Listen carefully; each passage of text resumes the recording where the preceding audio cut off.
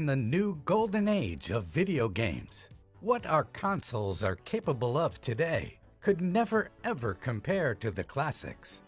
Sure, the original PlayStation is nostalgic, but would you take it over the PlayStation 5?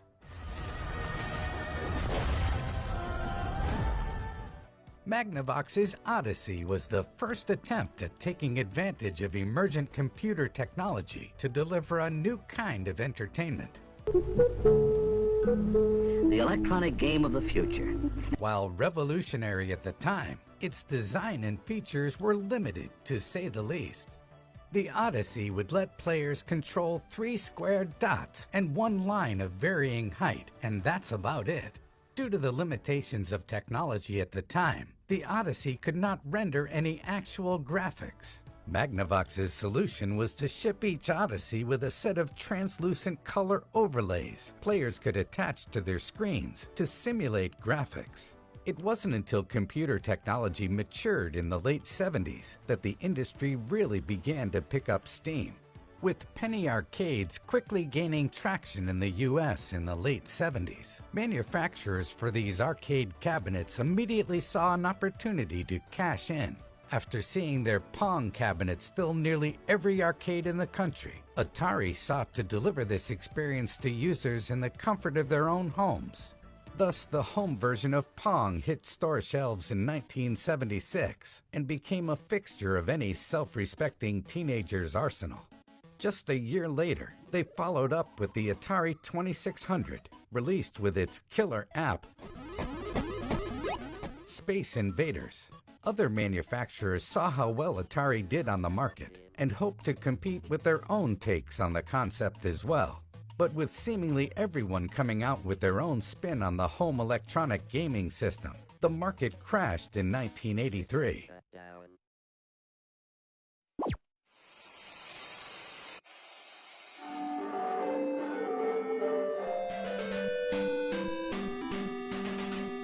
That same year, a Japanese company called Nintendo released the Family Computer Disk System. After coming off the high of seeing the popularity of Donkey Kong in arcades, they sought to deliver a comparable experience to gamers at home, with the console's subsequent release in the US as the Nintendo Entertainment System. Its nearly 40-year run of market relevance began. This third generation of video game consoles is when they truly began to have an identity. Gamers would be in for a treat as major players like Sega and Nintendo, and eventually Sony and Microsoft, began competing to see who could deliver the best overall experience.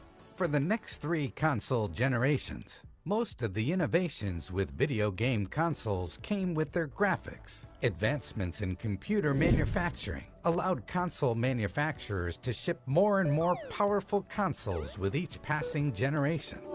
With the dawn of the 21st century came a new console generation. The 6th console generation saw 3D graphics become even more detailed, and games grew even more immersive.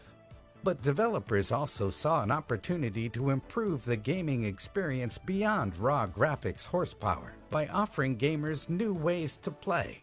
While late in the 5th generation, developers tried their hand at providing gamers with alternative forms of control. The 6th generation saw specific tailor-made controllers hit the mainstream. After several high-profile past failures such as the Power Glove and Virtual Boy, Nintendo needed to find a way to successfully innovate the physical game experience for players. With the release of the Nintendo DS in 2004, it was able to provide gamers with a handheld experience comparable in performance to their N64. But that wasn't its main selling point. It also featured a capacitive touchscreen. The very next year, Nintendo released the Wii. After decades of traditional controllers being released with video game consoles, the Wii broke new ground by shipping with a Wii mode. It more closely resembled a TV remote than a controller and offered gamers inputs beyond simple button presses. It was also able to track motion thanks to an infrared sensor and a built-in gyroscope.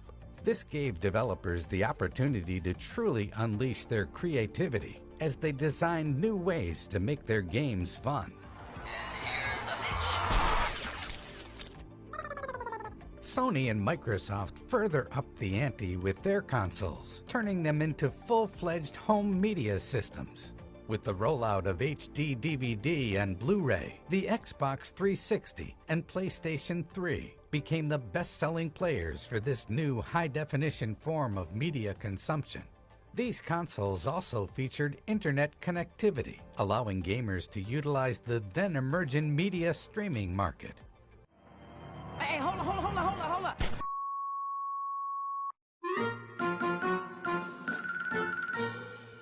This increased capacity for internet connectivity also jump-started online gaming as we know it today. Titles like Call of Duty, Modern Warfare, and Halo 3 dominated the industry, offering gamers an unrivaled online multiplayer experience. The next generation was more of the same, with most of the innovations coming from maturing hardware. Nintendo maintained its streak of innovating after poor sales of its Wii U, with a console that could function both as a home console and in handheld mode. The Switch.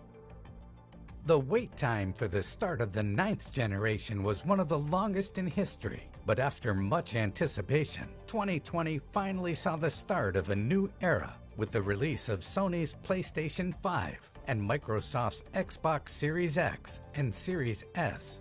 These provided console gamers with the ability to experience refresh rates faster than 60 frames per second for the very first time. On top of this, native support for 4K gaming and in the future 8K gaming.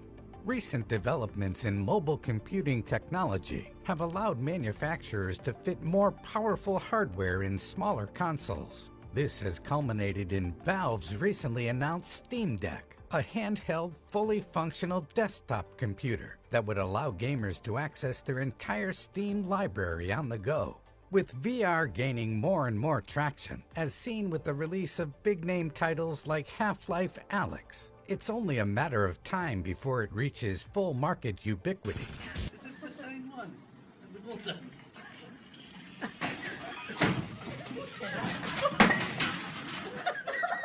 As teased in countless science fiction stories, perhaps full immersion into virtual worlds marks the final frontier of what video games could be. Regardless of whether or not we'll get there, they will always be fun.